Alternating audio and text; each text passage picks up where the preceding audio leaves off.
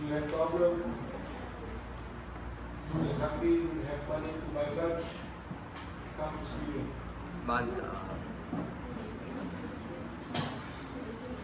We eat together.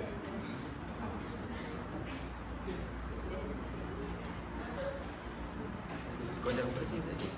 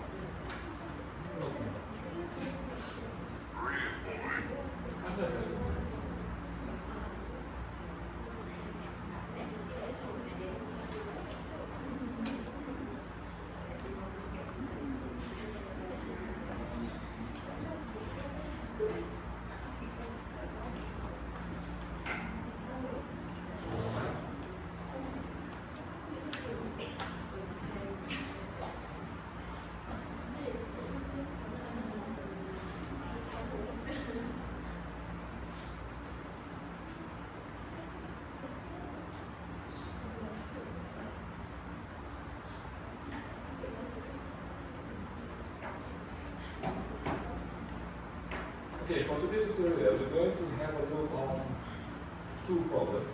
First, of course, regarding to any organization is about financial. So at least this tutorial is going to expose to you a little bit small amount of information or knowledge or skill about how to support decision making that is related to financial. Okay. So I think most of us on the class already understand what the important about this support system and modeling. So most of these, this one I think already give sample to you. I'm going to skip this.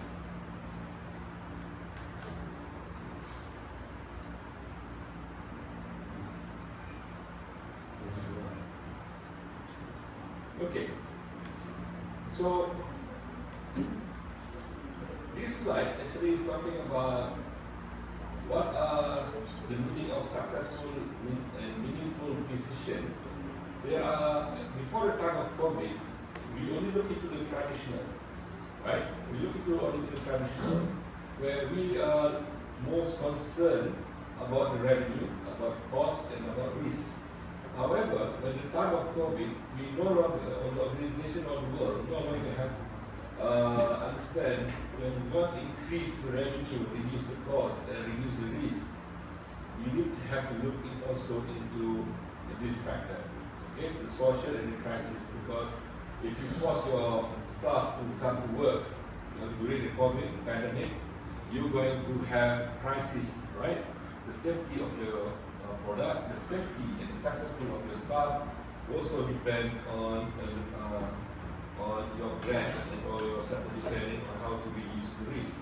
So what this slide is trying to show here actually is currently, and especially in your era after the pandemic and now the era of AI, right? Yes. The slides not popping up. Oh, that's all right.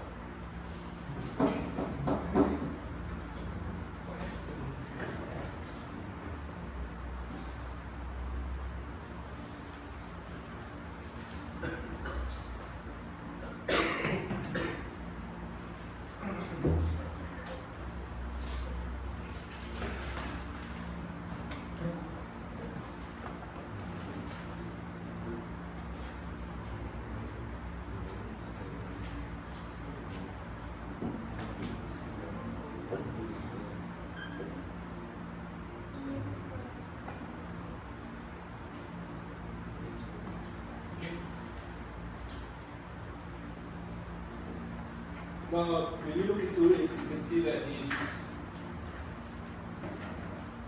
Venn diagram no longer is standalone, but actually we are looking into revenue, cost, and risk. We also need to look into the social factor, for the social dimension and also the crisis dimension when we try to support decision. Okay, this is small slide now into Moscow to this. Okay, right. This slide is very important to you. It's not an exam, but this one when you go to any organization, when you look into barometers, when you look into KPI, this slide is going to guide you. Okay, especially when you try to derive a model or inference diagram, what you should look. So this is based on the traditional diagram on the revenue, cost, and risk. So you can see now, for example, when somebody asks you, when you talk about how to measure a decision, right? How to measure a decision, whether it's good or not. So we look into certain KPIs. For example, if you look into the risk here, you need to able to understand or able to calculate a model return on investment, ROI. Okay, how to reduce legal and compliance risk, research and development. Right? When you talk about cost, of course, we look into ROI, fixed to variable ratio, right? Reduce transaction cost, reduce cost per unit. So this is example that there are many variables here that you can use and propose to the decision maker if they don't know what to look into. So the most problem in decision support system is, like I said, is about making a rational decision. So when making a rational decision, in our belief, in my class, we talk about if you cannot quantify, if you cannot measure it, therefore it's hard to manage. And that's why your CGPA is in numbers. 3.33 is a lot better than 2.0. Everyone knows about it. Even your mom. What's your CGPA? Database PM. Okay, numbers easily can be a good measure. So that's what we can see here. Most of this KPI here is a measurement or quantifiable or quantitative measurement. We need to find a way on how to convert it into quantify. So this slides is going to help you whenever you want to do a model. If you don't know what are the KPIs, look into these slides. Perhaps it gives you some kind of inspiration. Right? Is it about the revenue? Is it about cost? Everything here is related. But if you are concentrating on cost, you see here, try first reduce business process complexity. Because if you are too complex, for example, if you go to the hospital, or a lot of things you need to consider, right?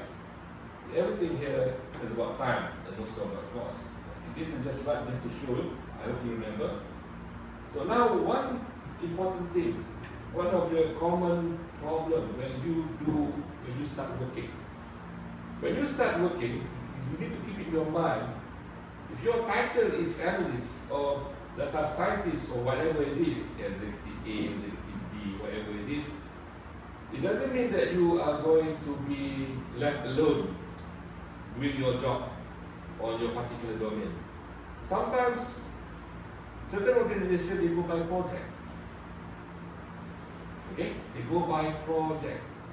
So this project involves data science, you need to do data science.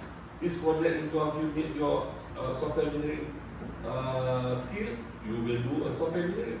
So that's why sometimes your job spec is just analyst, but you will do everything under the sun. Okay? So sometimes you are given a project, for example, okay, Zachary, organize a conference. Organize a conference, looks simple. But as I said, any project, any business, talk about money. So the question now here, how to make profit out of the conference. Dr. Zak, conference is about presenting papers, discussion and so on. Yes, it's true. But nobody's going to make or organize a conference that they lose money. At least there must be some kind of ROI, return of investment. So if the ROI is simply a number of participants from international delegation, it's not about money, it's fine. But you need to make sure that everything when you invite people, you need to put the right amount of fees. How much you need to how much money, if you organize a conference, that you want to declare? International students, international participants, how much? 500 ringgit, $500, 250. So of course you need to look into the real cost. So these are a number of business questions that you need to answer. A lot of things here. When you try to organize anything or do a business, these are the kind of business question that might arise. For example, my business will launch a new product. What is the break-even sales volume? It means that when people ask you about break-even, it is asking you about what is the minimum number of product that we need to sell. We need to sell in order to start getting my money back.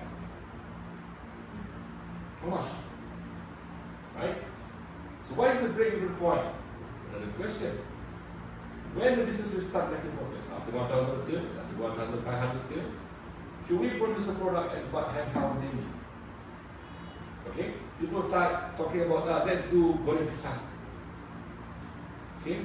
Goreng pisang is a very, for me, 3,000 sedap lah. Okay? My time, 80s, 70s, one goreng pisang, not just one goreng pisang, they sold it as one goreng pisang saja tau. And it cost me about 10 cents, 5 cents. So 1 ringgit, done. Today, one pisang tu, they cut berapa? They slice into 4, maybe 3 perhaps. Okay? So, but based on the current cost, you hire somebody to cook. Okay, you have to rent a place. What would be the minimum number of goreng pisang that you need to sell in order to start making profit? This is just an example of this question. So this today, the formula is very simple. The break-even volume units is you need to know what's the fixed cost divided by the revenue per unit. Okay? So revenue is not profit. Remember that. You need to differentiate between profit and revenue. Okay? Revenue per unit minus the variable cost per unit. So when we talk about the curry puff problem, so what would be the variable cost per unit? Remember? 33 cents, right? 43 cents per unit. So that is variable cost. And we have a fixed cost, for example, the rent. So that is fixed cost. Right? So in our case study about curry puff, this is a good example. But it has a different case study. Or business question is about what would be the best amount, the price. Anyone got the latest optimal price? 1 ringgit and 80 cent. 80 cent. Pakai linear. Model pakai linear. In your model, you get 1 ringgit 80 cents tu pakai linear. Pakai Linear. sebelum ni. Pakai sogo. Ah, Anyone got any other price than 1 ringgit 80 cents? Profit? Jangan waktu buka balik. Betul. Bisa. Sudah satu pun. Tak boleh hantar. Anyone yang sangkut lagi tak dengan program dengan kisah ni? Okey, yang bisa ni kan? Ini masih tunggu sabar nak bagi bawa tempat makan semua. Yang saya minta awal tadi, semua harga RM1.90. Okay. Any question regarding curry puff price? Tak ada. Alright.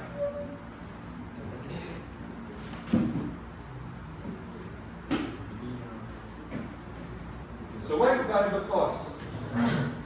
So according to Wikipedia, variable costs are the change as the quantity of the good or service that the business produces changes. Variable costs are the sum of marginal costs over all units produced They can also be considered normal costs. Fixed costs and variable costs make up the two components of total cost. So total cost is equal fixed cost plus variable cost. So that's the total cost. Alright? So for example, let's look into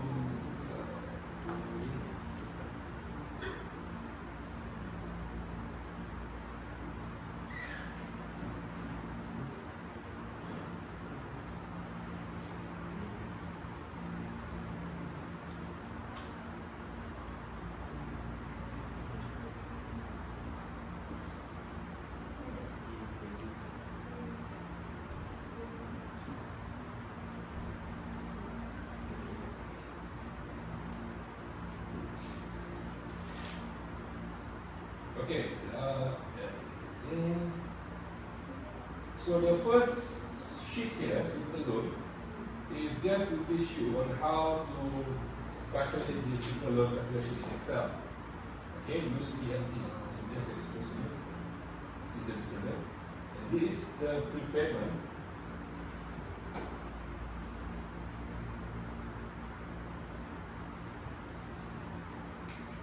Okay. So this second sheet, the FM student, is from the first slide. That's the first slide PDF. So this one is going to teach you on. I'm not going to ask you to submit. No, if you are interested to understand this, to try this, go ahead. It's just to give you another example of modeling. If you have a business question, for example, if I make loan 150,000, and it says 8%, the number of years. Usually this is when you try to buy, when you're going to buy your first home, because this is 30 years, right? So usually we make loans for 25 to 30 years if you want to buy a house. The problem now in your era now, I bought my first house 22 times 80 square foot. And at that time it's only around 200,000. Okay? But my area now, beginning the land house, 600,000.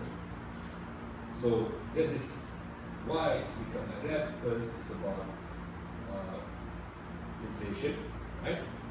Inflation, and second about development. When these areas become more developed, more facilities and so on, the price will go up.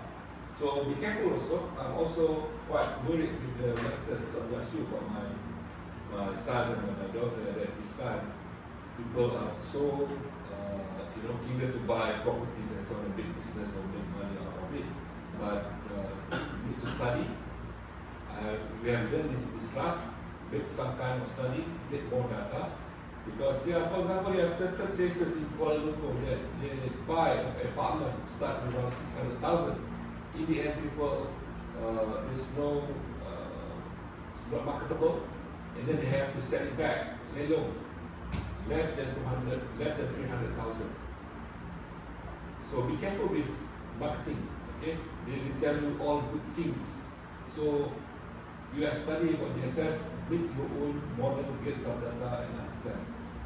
So this one model is going to answer a simple question. If I want to have a prepay amount, for example, I'm supposed to pay 1,100 ringgit per month for my house, but I plan to add more 100 ringgit per year per month. So what would be when I complete my payment? Is it 30 years? Is it in 25 years? So this going to calculate and tell you what would be the which month that you're going to complete your installment. This is for student, sorry, for you to study later on. This is fine.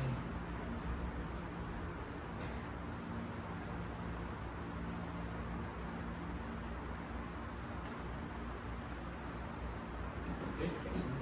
So this is another example on how to develop a forecast. Okay. This is for visualization actually, right? So I think we discussed this, right? Is it discussed? Have you studied this? Okay. We have done about forecasting. So this one to teach you how to create this kind of graph. So what's so good about this graph? What's the difference about this graph? You can see now the blue one actually is historical data. Okay, the blue line here is historical data.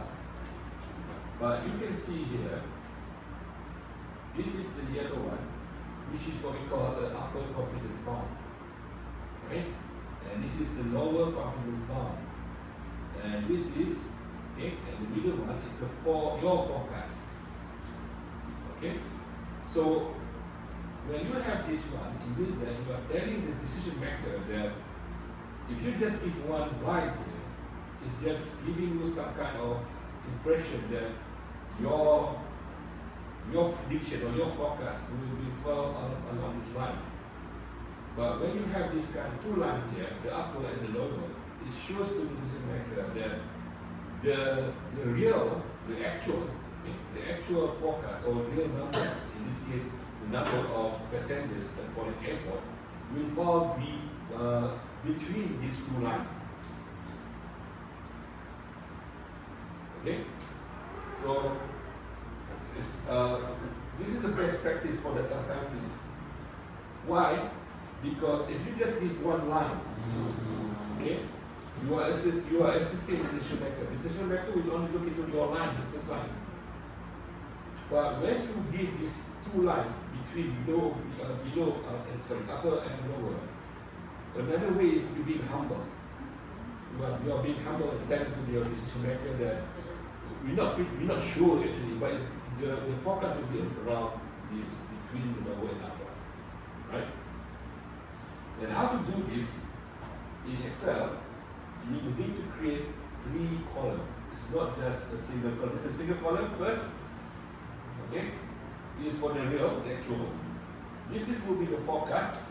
In this case, you're just using this one. Okay.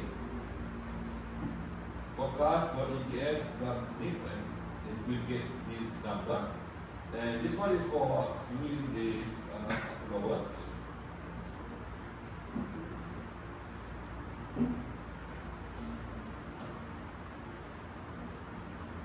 Okay.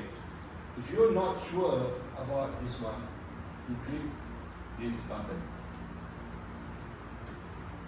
Okay. You see now, target date, the values, timeline, and the confidence level here. Remember we discussed about confidence level? So this is the confidence level. This graph is the confidence level with 95% confidence level. Okay, there are 3 popular confidence level, remember, 90%, 99%, and 95%. Alright, I think we have discussed when should we use 99%.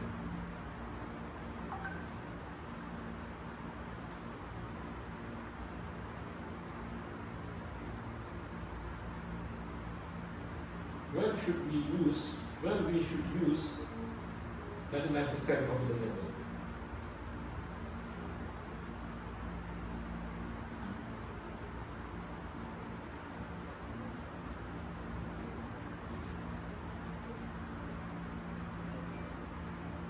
Okay, this is a little bit tips for you. So, the 99% of the level, it means that the p-value, if you're doing a student test, is so high, the standard is so high.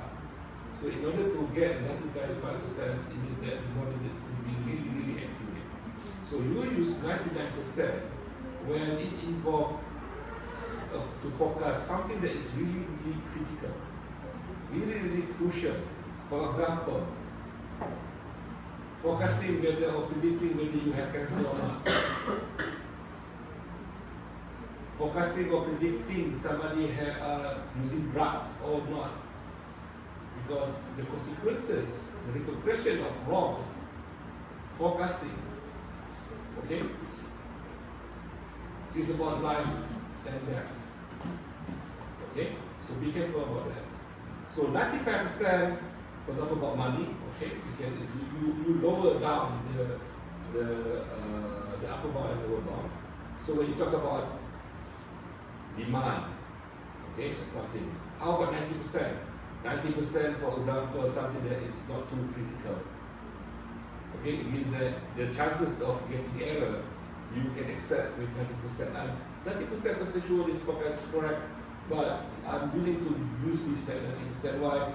Because the consequences is not too bad.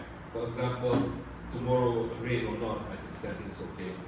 If it's raining, or just bring your umbrella or something like that, right? So this is the second thing that I want to discuss about the lower and the upper bound, and when we do the visualization. Anyone can tell me about this trend?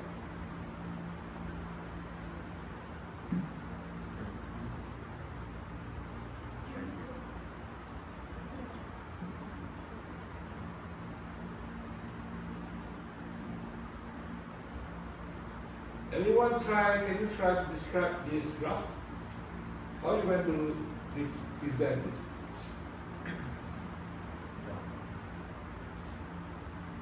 Macam prediction airport passenger yang dia ada upper bound dia, bila kalau dia predict based on the prediction dia increase, kalau lower bound dia decrease, dia buat prediction lah. So dia macam ada ikut pada prediction dia, maybe dia boleh you need to use presentation language. presentation language. I'm your boss. I'm your boss. I know nothing about the graph. So I'm looking to the graph. What will be our business? How is our business? Let's say I'm the CEO of Malaysia Airport Berhad. This is the percentage of KLIA. Okay. What are you trying to say here? What is graph showing? Prediction of passengers in the Begin not with forecast, start with history. history. This is the blue one, is the historical. It's telling you what's going on, what happened. Anyone would like to try? It's up down, but it's increasing. Up down, no. Passengers. We already discussed this in forecast. I show you there are 4 types of trend. Remember, open balik slide yang lama.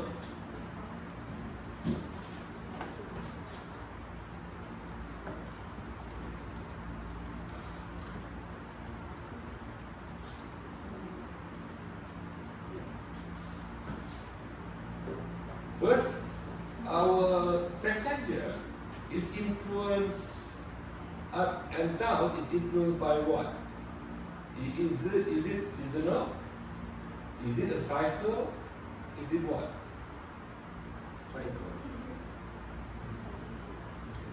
Look carefully.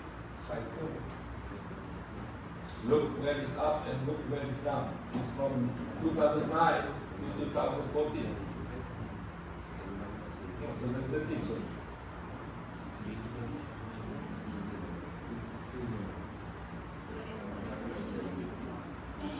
Cycle or season? Season. Thank you. So why is it not cycle?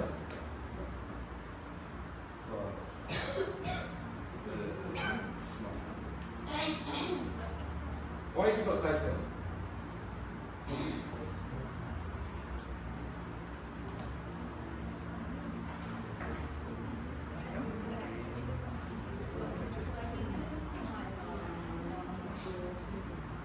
Jawapan dah betul lah, tapi kenapa bukan cycle? Anyone? Maybe because in certain month they increase, jadi dia. Yes. It is a season. Why? Because the trend up and down, up and down, always the same month. So it means that this graph is showing the trend is going up, or the trend is going down. Up and down. Based on the month. No, even though it's up and down, you need to look into this one. Look into it. Even it's down here, okay, it's going up. The trend is going up. Oh, The number of passengers trend is showing that the number of passengers is increasing. Sharp or gradually? Gradually. Right. Okay. Even though it is going up, but it shows the trend is going up. But it's a season, so it's a normal. So there's only few words that you can say about this. 3 sentences enough to describe what happened to the aircraft. The trend is going up. It's a cycle. This is going a season, right? So even though my English is not good currently, but I think we can. One more thing actually that I learned that we can upload a graph of data and ask ChatGPT to describe it for me. Oh. GPT-4. Okay, that's a good one. Okay. So that's second thing about description, about storytelling using data. So let's look into the event.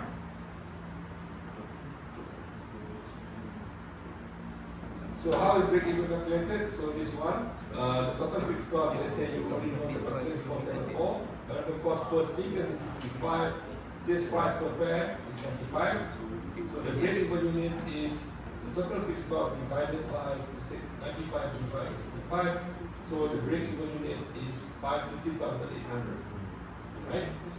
So the break-even sales volume would be 1,501,000.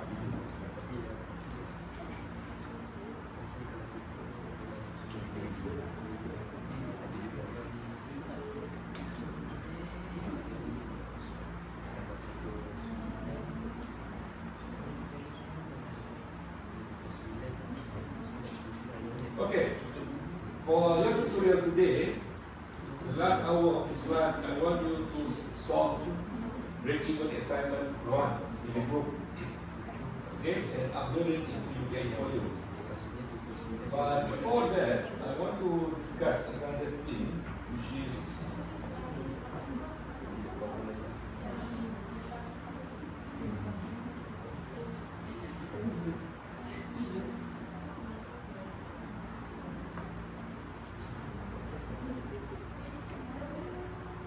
okay, this is CPP number 1 that I already shared with you. So you can study.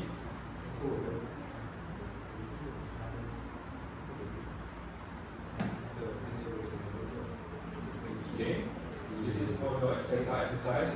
But later on, I need to upload. Okay, this is another example. So I already give you a number of examples for you to study. Okay.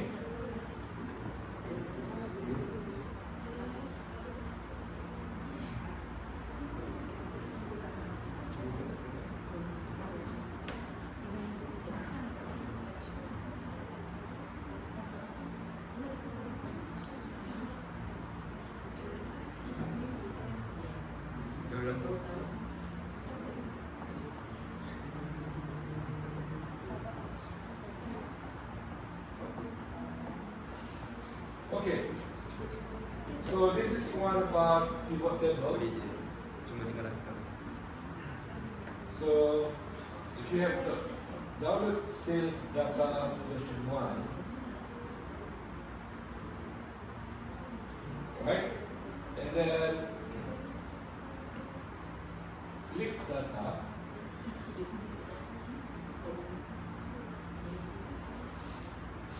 Mine is quite difficult.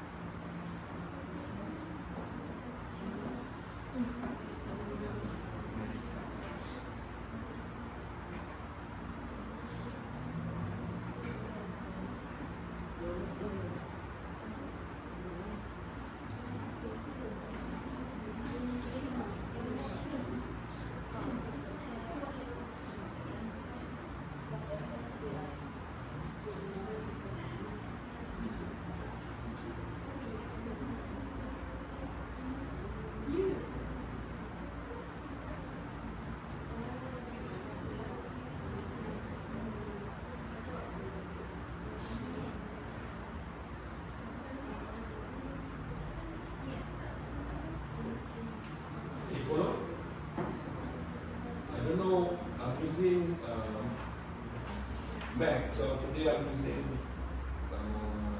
Windows, so the interface is quite different. But if you look at the file, so what I did was, you click on sales data. Okay. So I know where it's located, so I just click here, and I look for pivot table. Okay. So you click pivot table. Okay.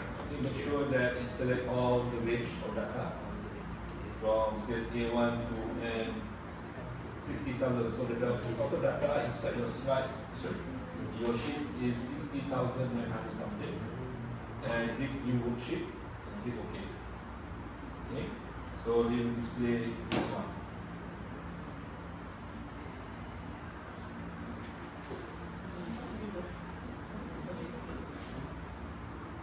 Okay.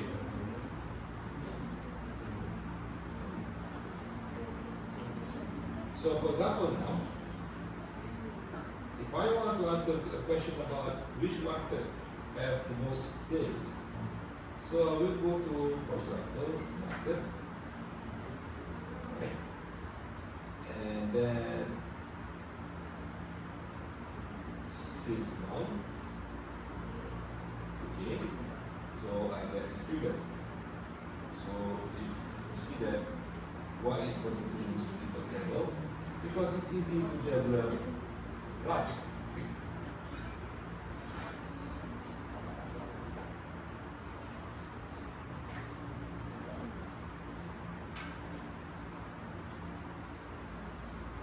Right? Just imagine from sales data like this. You don't need to do programming, you don't need to do VBA, you just use pivot table in order to come up with the graph. Because usually the graph that you need to display usually requires preprocessing, aggregation and so on. So use pivot table. Okay, I'm just going to teach you the basic ones. Right? It's easy to use. So now you have your first graph.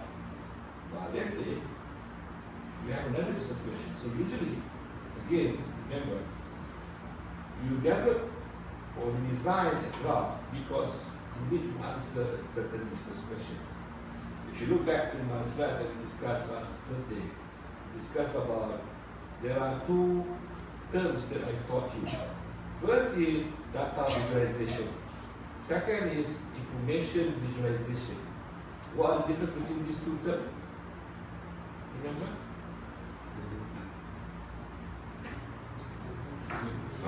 Netflix in the class. Data visualization is for you to communicate with the data set. You visualize the data in order to understand. For example, when you try to look for outlier, you try to look for error, you try to understand the bits of description.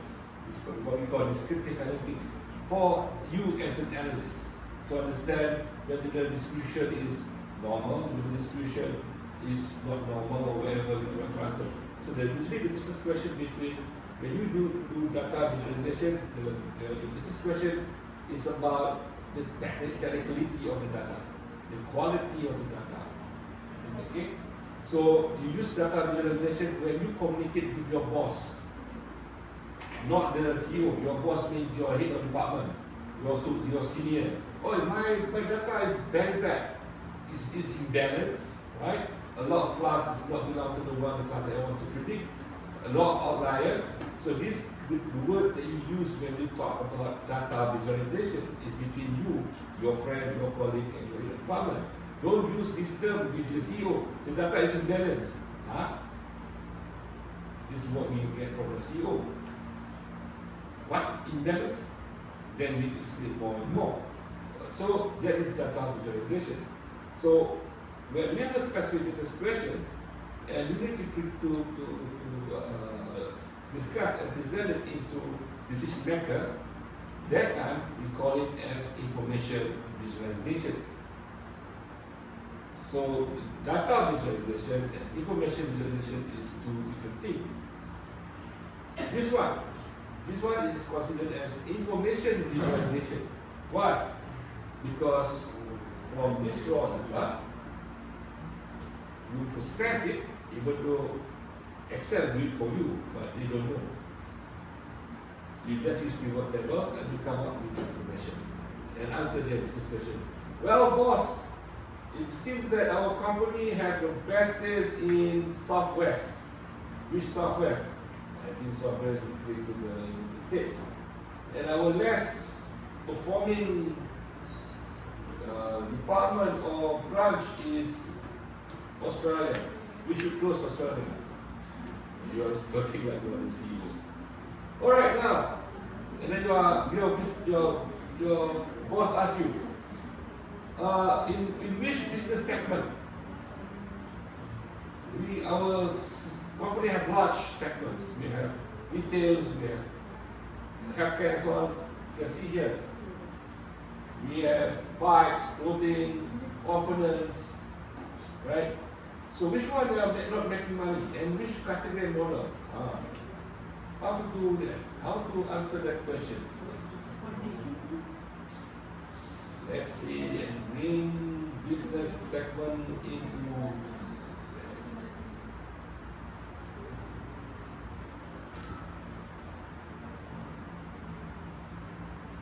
So which segment is losing, my friend?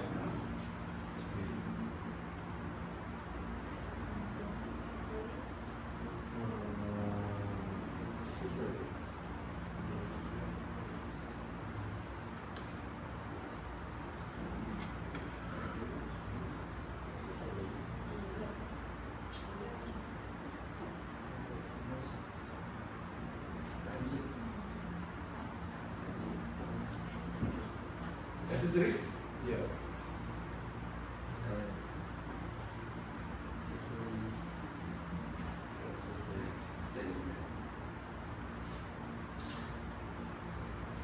Alright, so next.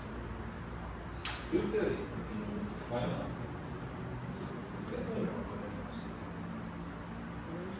Yeah.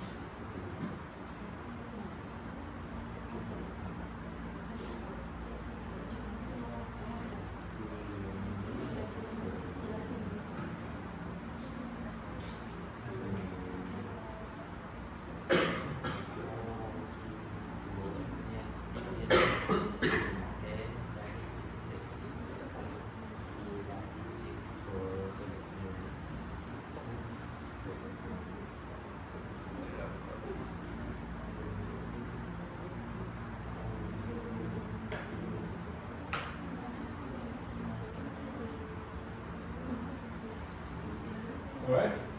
So this graph shows you that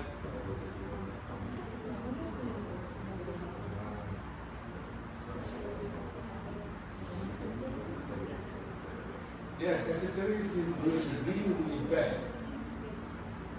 Okay? And bikes is our best segment, followed by components and also clothing. Right?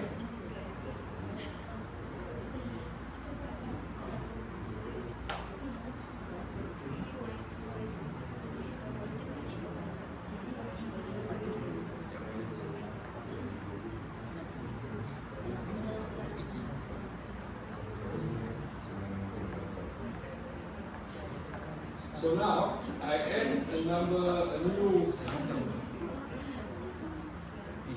new data, I bring in category into the axis. So I can see now, if you go to bikes, you can see which one is the highest. So it's too cluttered.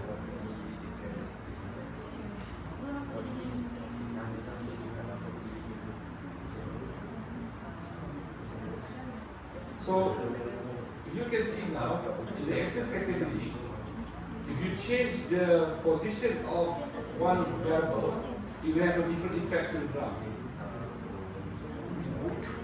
Okay? If I bring it here, go like this, bring it here, go like this. Right?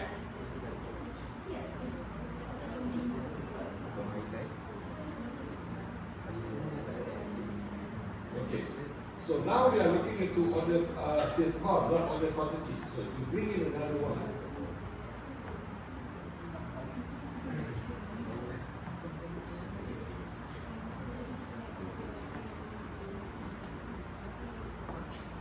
okay. So it gives you some dimensions to see in terms of data of how much the sales goes.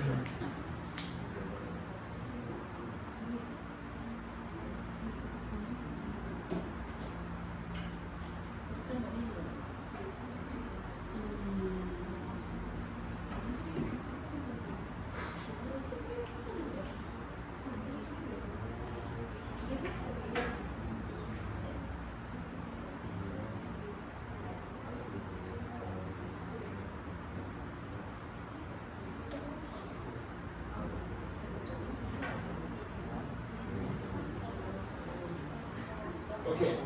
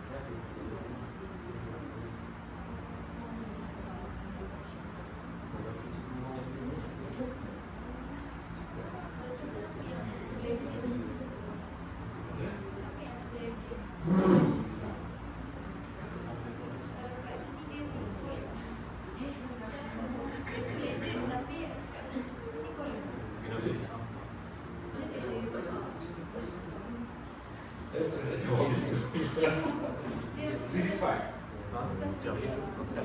No, yours is blank. This is fine for us because sometimes we press on the section. Okay, so they have different.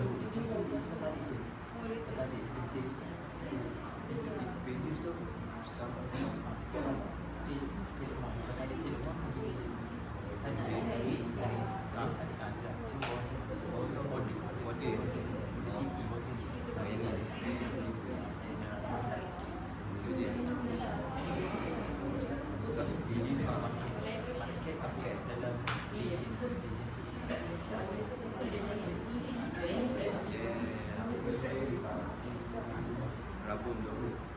Nampak itu market kan. Dari sini aku dapat bunyi. Video. Aku semani bunyi. Rabun je.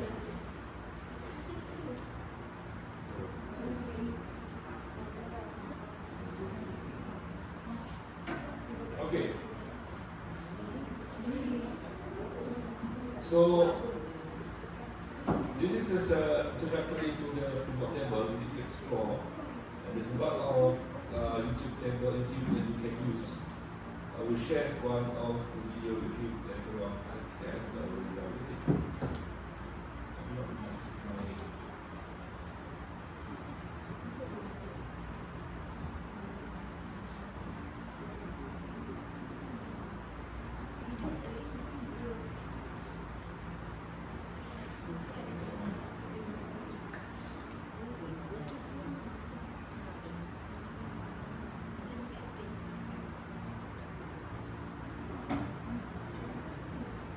Okay, one more thing that I would like to remind about using a pivot table. So pivot table, it consumes a large amount of your memory. So this one is actually only has 60,000 data. So whenever you create a pivot table, it creates a cache in your memory just to hold the data and do the processing. So for example, then later on you make, oh, I have another business question. And you come up with another pivot table, you insert another pivot table. It means that we have created another memory, especially dedicated for the second week of January. So, before you do that, make sure that you understand or you know the size of the memory in your notebook or in your computer. Okay, usually that's why we do analytics. I think 16 is just nice. 16 gigabyte memory is nice. If you have 8, make sure you just have 1 pivot table per Excel. But it also depends. For this one, 60,000 I think is capable to consume. Not a lot. But when the data is more than 100,000, you need to be careful. Okay, you see that they are going to have a very slow response to your query. Okay. So this one again, as I said, you can play around with it, and actually is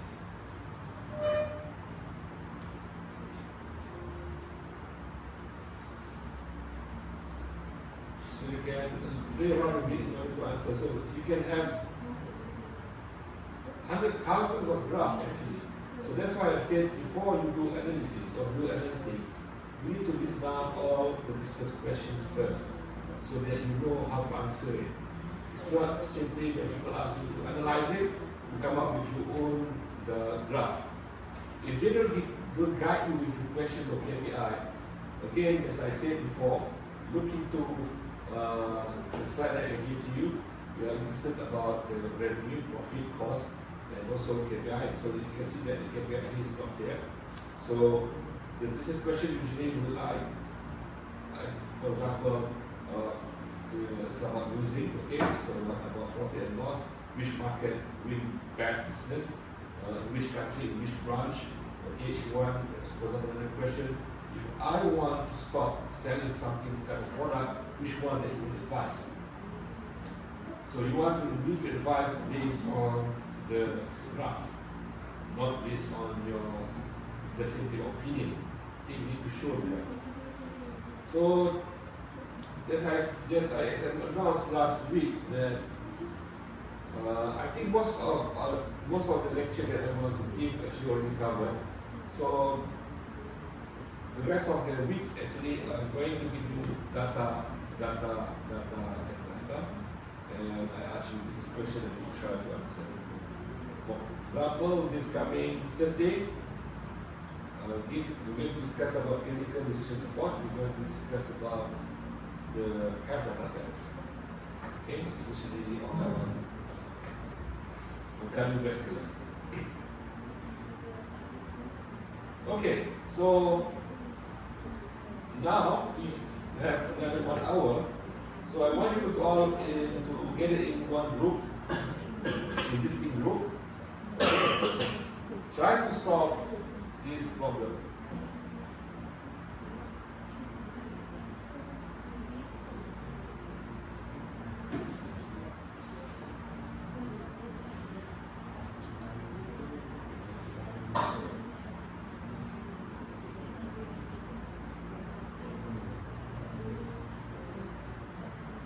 Okay?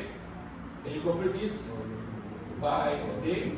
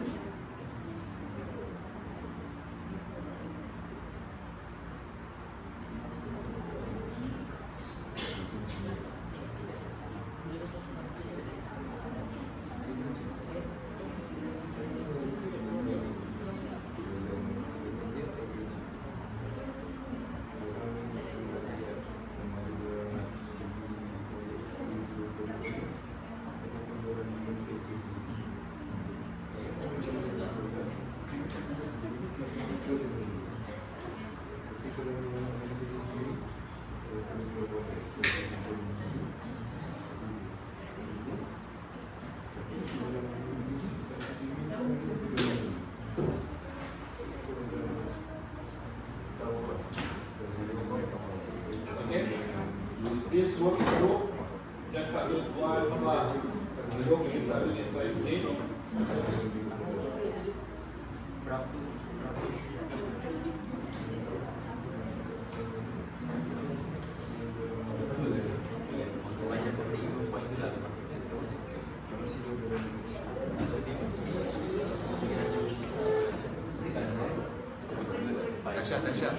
Tasha.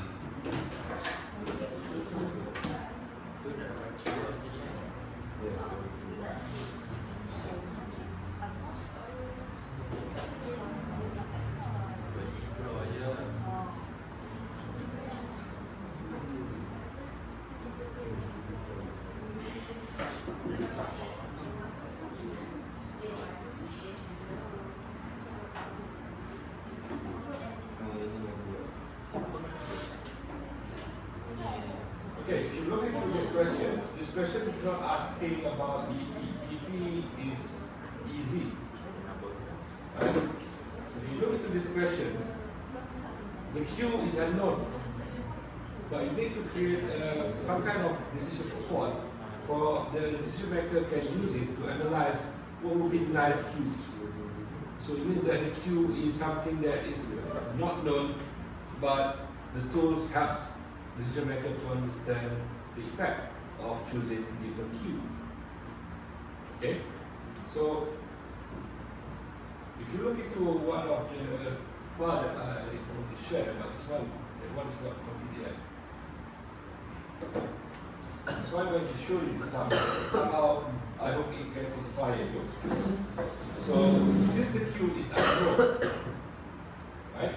So we try to create a number of hypothetical values to show what happened to the profit when the number is increasing. Right? You can see that.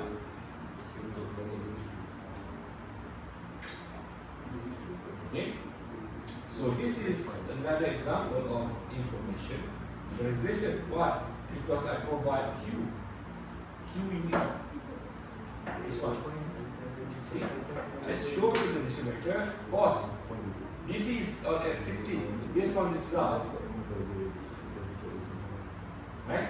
Where's the cross between the profit and the revenue is here. Where it's 0. Right? So the BP here is around 16. Below than that is still lost. Then how we manage to do that? By creating a table like this. Okay?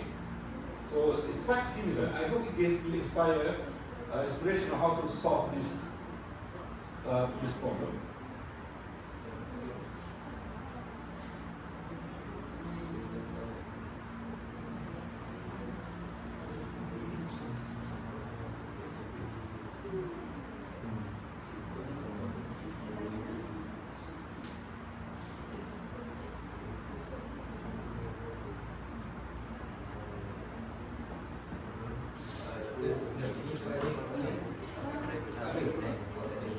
Bisa jadi contoh.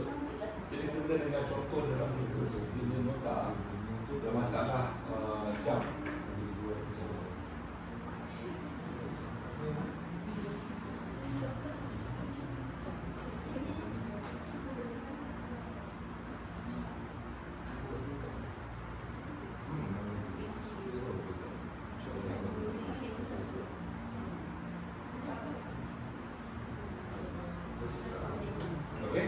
So this previous exercise that I showed to you is to solve the case study number 2. Okay, for case number 2, this is the solution.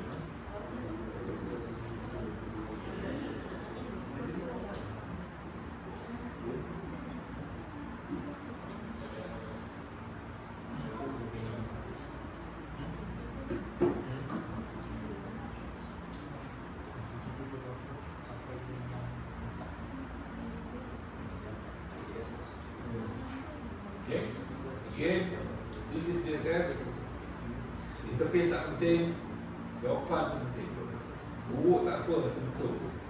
Daripada cantik, itu betul tak betul. Ini is DSS.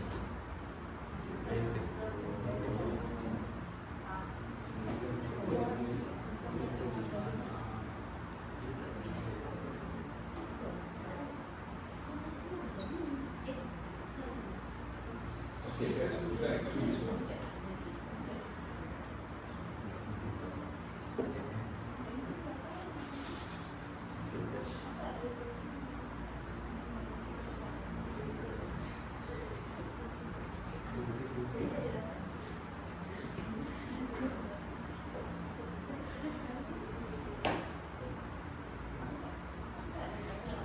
Okay, so this case study is about, it's not about break even, it is decision about to produce in-house or to get the screen from Samsung. Okay, it's either to outsource or to build it in-house. That's the problem actually. So the question now is whether is it cheaper? Is it well, that's not cheaper actually. It's about what actually?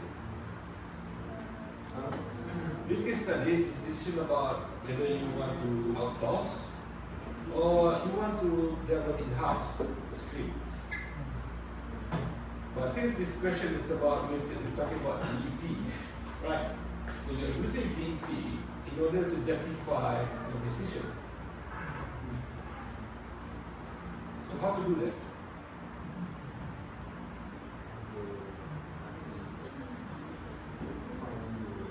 So you need to compare two BEP, outsource and in-house.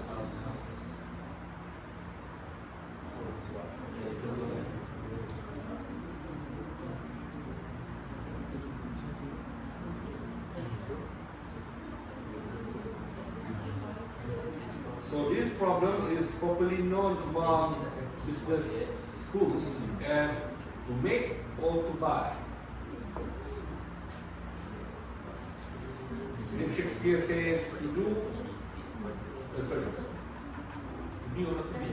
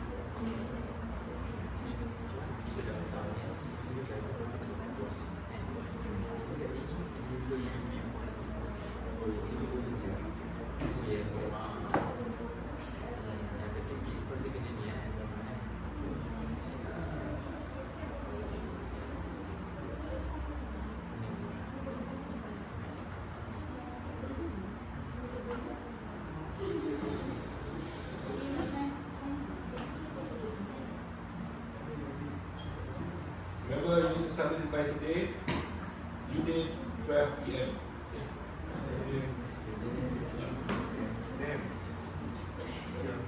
12, 11.29 p.m.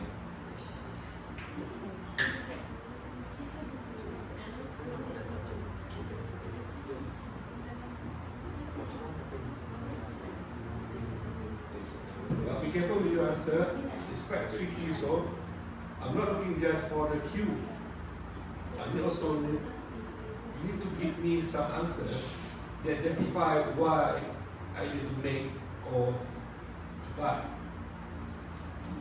Q is just another variable that you use to calculate one.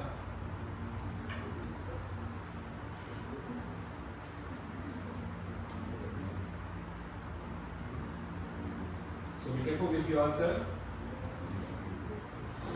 So from now on, just remind you all the given case and so on, I will not guide you.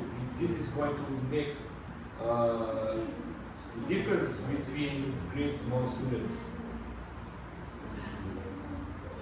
I will be in trouble if all of you get C or all A.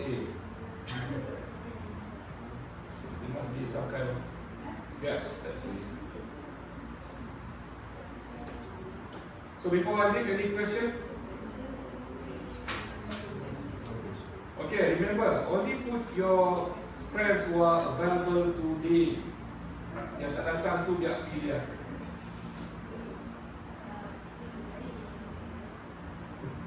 Okay? Take care, see you on Thursday.